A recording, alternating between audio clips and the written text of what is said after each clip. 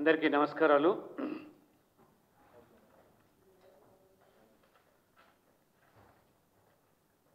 జాతీయ గీతము వందే మాత్రం స్వరపరిచి ఈ ఏడాది 150 సంవత్సరాలు పూర్తి చేసుకుంటున్న సందర్భంలో కేంద్ర ప్రభుత్వము మొన్న జరిగినటువంటి కేంద్ర మంత్రివర్గ సమావేశంలో ప్రభుత్వ పరంగా అధికారికంగా ఈ ఉత్సవాలను దేశవ్యాప్తంగా జరపాలని, వందే మాతరం యొక్క గొప్పదనాన్ని చాటి చెప్పేలా, వందే మాతరం యొక్క గేయానికి ఉన్నటువంటి ప్రాముఖ్యత, ఒక దేశభక్తి జాతీయవాదాన్ని ఇనుమడింపజేసి ఉత్తేజపరిచేటువంటి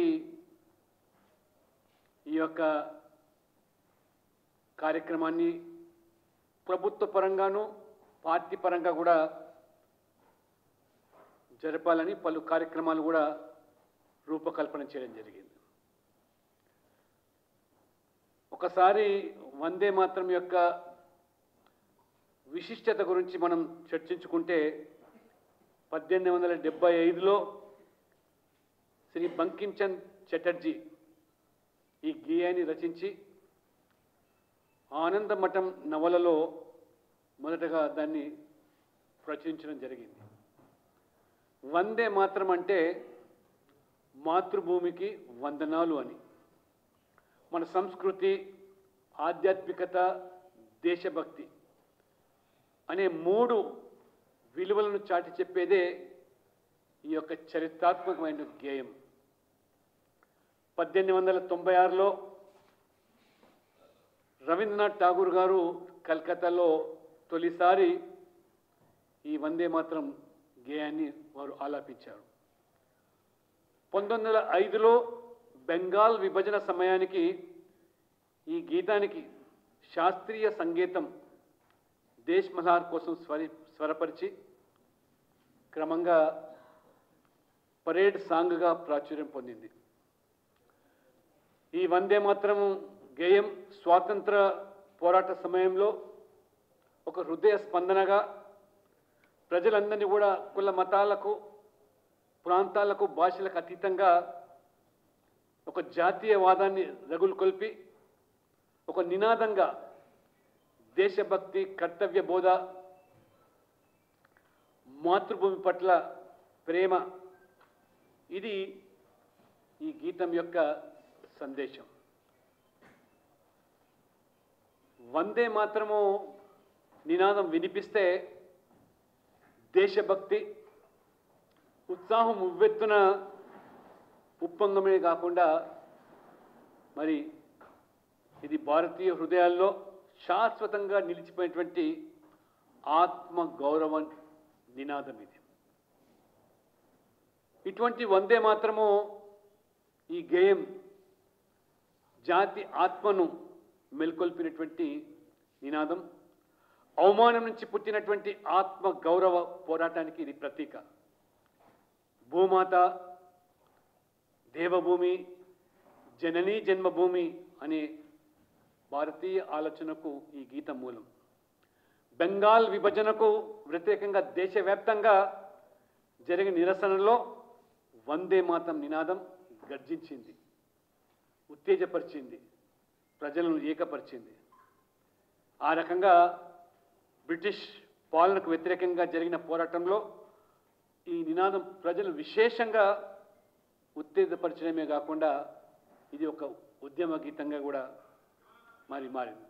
స్వదేశీ ఉద్యమంలో వందే మాతరం ప్రముఖ నినాదంగా మారటము బాల గంగాధర్ తిలక్, లాలా లజపతి రాయ్, భగత్ సింగ్, సుభాష్ చంద్రబోస్ వంటి యోధులకు ఈ నినాదం స్ఫూర్తిదాయకంగా నిలిచింది. ఇది స్వాతంత్ర సమర యోధుల యుద్ధ నినాదమైంది. అరబింద్ ఘోష్, ఖుదీరామ్ బోస్, మాతంగి హజ్రా వంటి విప్లవ వీరుల చివరి నినాదం కూడా వందే మాతరంగా మారింది. బ్రిటిషర్లు మత భేదాలు సృష్టించి ఈ గీతాన్ని విభజన సాధనంగా వాడాలని వాళ్ళు ఎన్నో కుట్రలు చేశారు. వందే మాత్రం యావత్తు జాతిని ఐక్యం చేస్తున్నది కాబట్టి, భారతీయ భావాన్ని పురికొల్పుతుంది కాబట్టి ఏదో రకంగా ప్రజలు చీలిక తీసుకొచ్చేదానికి ఆనాడు బ్రిటిష్ పాలకులు కుట్రపడితే, మరి బ్రిటిష్ వాళ్ళే కాదు కాంగ్రెస్ కూడా మరి ఈ యొక్క వందే మాత్రం ఈ జాతీయ గేయాన్ని కూడా మతపరమైన కోణంలో దాన్ని విశ్లేషించి మత రంగు పులిమి మొదటిసారిగా 1923లో కాకినాడలో జరిగినటువంటి కాంగ్రెస్ సమావేశంలో వందే మాత్రం ఆలపించడానికి పండిత్ విష్ణు దిగంబర్ పలుస్కర్ వారు ఆహ్వానిస్తే, ఇస్లాంలో సంగీతంపై నిషేధం ఉందని అప్పటి కాంగ్రెస్ అధ్యక్షుడు మౌలానా ముహమ్మద్ అలీ ఈ గీతం ఆలపించడంపై అభ్యంతరం వ్యక్తం చేశారు. అంటే ఈరోజే కాదు, ఆనాటి నుంచి కూడా కాంగ్రెస్ మొదటి నుంచి కూడా ఏ రకంగా మరి సంతుష్టికర విధానాల్లో భాగంగా ఓటు బ్యాంకు రాజకీయాల కోసం మరి ముస్లింల ప్రాపకం కోసం పాటుపడ్డదో మరి ఇది చరిత్ర చెప్తా ఉన్నది. ఇటువంటి గీతాన్ని కూడా అప్పట్లోనే కాంగ్రెస్ మతపరమైన కారణాలు చూపి అభ్యంతరాలు వ్యక్తం చేసి ముస్లిం లీగ్ నాయకులను ప్రసన్నం చేసుకోవడానికి 1937లో కాంగ్రెస్ వర్కింగ్ కమిటీ సమావేశంలో ఈ అధికారిక జాతీయ గీతంలో పలు మార్పులు తీసుకురావాలి, ముస్లింల మనోభావాలు గాయపరిచే విధంగా కొన్ని పదాలు వ్యాఖ్యలు ఉన్నాయని చెప్పి ఆనాడు కాంగ్రెస్ పార్టీ మరి అధికారికంగా దాని సవరణలకు పూనుకున్నదంటే, స్వాతంత్ర పోరాట సమయంలోనే కాంగ్రెస్ సంతుష్టికరణ రాజకీయాలకు తెరలేపింది. ఇవాళ కొత్త కాదు. ఇవాళ మనము ఈ దేశంలో కాంగ్రెస్ పార్టీ రాహుల్ గాంధీ ఏ రకంగా ఇవాళ ప్రధానమంత్రి మోదీ గారికి సబ్కా సాత్ సబ్కా వికాస్లో భాగంగా వారి యొక్క అభివృద్ధి ఎజెండా, పేదల సంక్షేమ పథకాలతో అందరి హృదయాలు దోచుకుంటున్నాడో ఈరోజు వాటిలో చీలిక తీసుకురావడం, కులం అస్త్రాన్ని ఒకసారి, మతాన్ని అడ్డం పెట్టుకొని ఒకసారి, ప్రాంతం పేరు మీద రెచ్చగొట్టే విధానాలు, భాషతో ఉసిగొల్పేటువంటి మరి ప్రయత్నాలు ఏ రకంగా కాంగ్రెస్ చేస్తుందో ఇది చరిత్ర.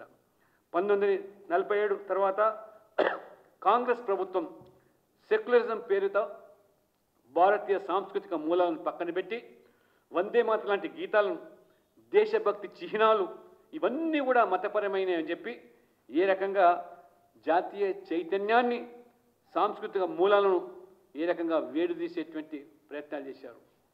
చివరికి డాక్టర్ బాబాసాహెబ్ అంబేద్కర్ యొక్క రాజ్యాంగంలో మరి ఆ రోజు ఆ పీఠికలో రామాయణకు సంబంధించిన దృశ్యాల పట్ల కూడా ఏ రకంగా అభ్యంతరాలు వ్యక్తం చేశారో ఇది కాంగ్రెస్ దిగజారుడు రాజకీయానికి ఇది అద్దం పడుతుంది. అంతేకాదు, ఇవాళ స్వాతంత్రం అంటే కేవలం విదేశీ పాలించే వ్యక్తి పొందడమే కాదు, మనం ఇవాళ స్వయం పాలన మాత్రమే కాదు, భారత ఆత్మ, సంస్కృతి, విలువల పునరుజ్జీవం చేయడమే ఇది భారతీయుల యొక్క ఆలోచన విధానం. దానికి అనుగుణంగా ప్రధానమంత్రి నరేంద్ర మోడీ గారు బ్రిటిష్ ఆనవాళ్ళన్నిటి కూడా తొలగించి ఏ రకంగా ఇవాళ మన సంస్కృతితో ముడిపడినటువంటి మరి కట్టడాలు కానివ్వండి, ఇవాళ పార్లమెంటు కొత్త భవన నిర్మాణం ఆంగ్లేయుల యొక్క ఆనవాళ్ళు తొలగించడానికి, అదే రకంగా ఢిల్లీ రాజధానిలో ఏ రకమైనటువంటి మార్గాల పేరులో మార్పులు తీసుకురావడం, ఆ రకంగా నరేంద్ర మోడీ గారు పూనుకుంటా ఉంటే మరి పార్లమెంట్లో కూడా మరి తమిళనాడుకు సంబంధించినటువంటి ఏ రకమైనటువంటి అక్కడ మరి ఆ యొక్క సేందలు తీసుకొచ్చి పెడితే కూడా దాన్ని కూడా అభ్యంతరాలు వ్యక్తం చేసే చరిత్ర. అంతేకాదు 2017లో మన తెలంగాణలో జిహెచ్ఎంసీలో మరి ఆ రోజు ఒక సర్క్యులర్ జారీ చేసి స్కూళ్ళల్లో, పాఠశాలల్లో విధిగా ఈ వందే మాత్రం గేయాన్ని ఆలపించాలని చెప్పి ఇది జాతీయ గేయం అని చెప్పి సర్క్యులర్ జారీ చేస్తే మజ్లిస్ పార్టీ నాయకుడు అక్బరుద్దీన్ ఓవైసీ దాన్ని అభ్యంతరం వ్యక్తం చేసి ఎట్టి పరిస్థితిలో ససేమిరా ఈ హైదరాబాదులో మరి ఈ గేయాన్ని బలవంతంగా పాటించడం భావ్యం కాదని చెప్తే వెంటనే ఆనాటి బీఆర్ఎస్ ప్రభుత్వం, అంటే కాంగ్రెస్ పార్టీ మాత్రమే కాదు, ఈ బీఆర్ఎస్ పార్టీ, ఈ కొన్ని రాజకీయ పరమైనటువంటి ఈ ప్రాంతీయ పార్టీలు కూడా కేవలం ముస్లింల ఓట్ల కోసం ఏ రకంగా వారు మరి పాకులాడుతున్నారో ఇవాళ మనం జూబ్లీ హిల్స్ ఉప ఎన్నికలు కూడా చూస్తూ ఉన్నాం, కళ్ళ ముందు కనబడుతూ ఉన్నది. కాబట్టి 2019లో మధ్యప్రదేశ్ కాంగ్రెస్ ప్రభుత్వం సచివాలయంలో వందే మాత్రం మరి పాడటంపై ఆంక్షలు విధించారు. 1950లో భారత తొలి రాష్ట్రపతి రాజేంద్ర ప్రసాద్ వందే మాత్రంకు జాతీయ గీతాన్ని యొక్క మరి జాతీయ మరి ఈ గీతంగా వారు హోదా కల్పిస్తే ఈరోజు కాంగ్రెస్ పార్టీ ఏ రకంగా అభ్యంతరం వ్యక్తం చేస్తుంది.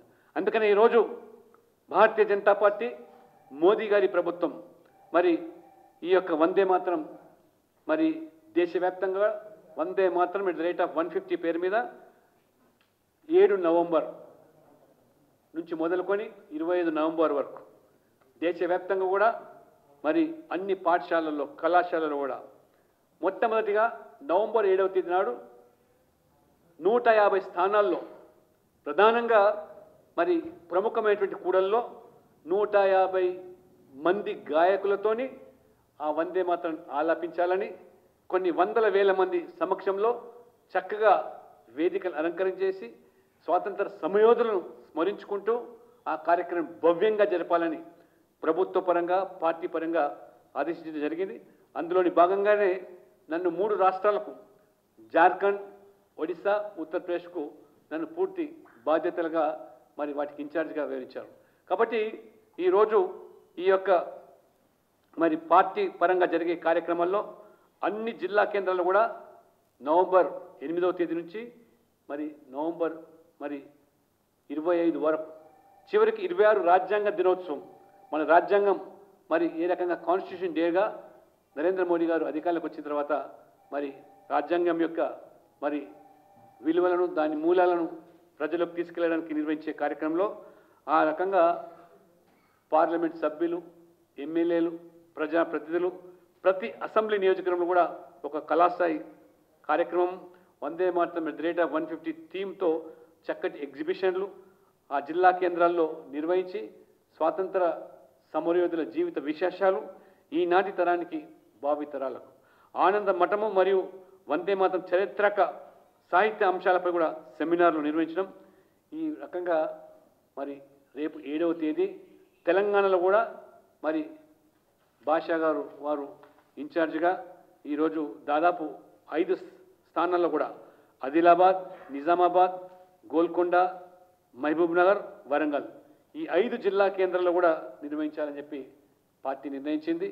కాబట్టి 7వ తేదీ నాడు ఈ భవ్యమైన కార్యక్రమంలో మరి దేశభక్తులు, జాతీయవాదులు మరి ఆ రకంగా దేశ సమగ్రతను కోరుకునేటువంటి మరి మేధావులు, విద్యార్థులు, యువకులు, మహిళలు అందరూ కూడా పెద్ద సంఖ్యలో ఈ 150 స్థలాల్లో మొదటి విడతగా జరిగే కార్యక్రమంలో పాల్గొనాల్సిందిగా పంచుకోవాల్సిందిగా మరి వందే మాత్రం గేయం కూడా పూర్తి గేయం 4 నిమిషాల విడితో ఉన్నటువంటి పూర్తి గేయాన్ని ఆ రకంగా ఆ రోజు ఆలపించాలని ఆ 150 మంది గాయకులతో 150 స్థానాలతో మొదటి విడత కార్యక్రమం 8వ తేదీ నుంచి జిల్లాల వారీగా, అసెంబ్లీల వారీగా మరి అన్ని స్కూళ్ళలో, కాలేజీలో కూడా జరపాలని పార్టీ నిర్ణయించింది. కాబట్టి మన తెలంగాణలో కూడా దీన్ని భవ్యంగా మరి ఆ రకంగా పెద్ద ఎత్తున జరపాలని చెప్పి కూడా పార్టీ నిర్ణయం తీసుకోవడం జరిగింది. ఆ రకంగా ఈ సర్దార్ వల్లభాయ్ పటేల్ 150 జయంతి ఉత్సవాలు, అదే రకంగా ఈరోజు మళ్ళీ ఈ యొక్క వందే మాత్రం యొక్క 150 సంవత్సరాల ఉత్సవాలు, దాంతోపాటు ఈ రకంగా ప్రజల్లో ఒక జాతీయ భావన, దేశభక్తి అంటే కుల, మత, ప్రాంత, భాషలకు అతీతంగా మనమందరం కూడా భారతీయులమనే ఒక మొదటి భావన మరి కల్పించడానికే ప్రభుత్వం, పార్టీ తీసుకున్న నిర్ణయాల్లో ప్రజలు పెద్ద ఎత్తున భాగస్వాములు కావాలని చెప్పి నేను పిలుపునిస్తున్నాను. దానితోడు ఏదైతే SIR స్పెషల్ ఇంటెన్సివ్ రివిజన్ కార్యక్రమం ఈరోజు ఎలక్షన్ కమిషన్ తీసుకుందో దానికి కూడా ఉత్తరప్రదేశ్ రాష్ట్రానికి కూడా జాతీయ పార్టీ నన్ను ఇన్ఛార్జిగా వివరించింది. కాబట్టి రేపటి నుంచి కూడా ఉత్తరప్రదేశ్లో మరి పర్యటన చేసి 1,70,000 బూతుల్లో BLA ఏజెంట్స్ నియామకం పూర్తి చేసుకొని ఆ స్పెషల్ ఇంటెన్సివ్ రివిజన్ కార్యక్రమంలో కూడా వాళ్ళని భాగస్వామ్యం చేయడం జరుగుతుంది.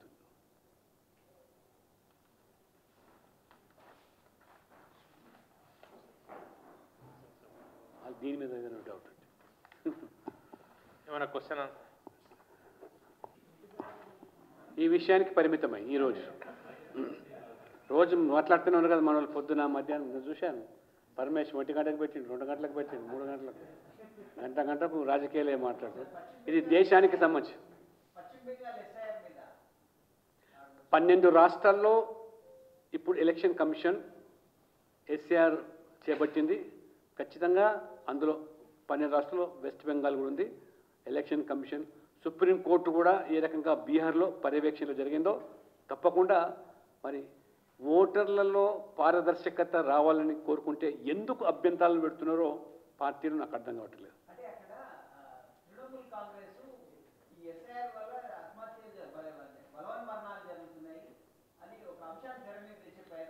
ఒకటి, చొరబాటుదారులు, మరణించిన వాళ్ళు, మల్టిపుల్ ఎన్రోల్మెంట్ ఉన్నవాళ్ళు, ట్రాన్స్ఫర్ అయిన వాళ్ళు, వీళ్ళందరి కూడా ఓట్లు కొత్తగా 18 సంవత్సరాలు మరి వచ్చిన వాళ్ళు చేరికలు ఆ రకంగా తీసివేస్తారు. దాంట్లో ఎందుకు అభ్యంతరం? ట్రాన్స్పరెంట్గా అన్ని పార్టీల ప్రతినిధులతో బూత్ వారీగా వాళ్ళ సమక్షంలో పర్యవేక్షణలో జరిగే అవకాశం ఎలక్షన్ కమిషన్ కల్పించిన తర్వాత మీకు అభ్యంతరాలు ఉంటే బూత్ లెవెల్ ఆఫీసర్తో ఈ బూత్ లెవెల్ ఏజెంట్స్ ఇంటింటికి వెళ్ళేదానికి ఆస్కారం ఉంది.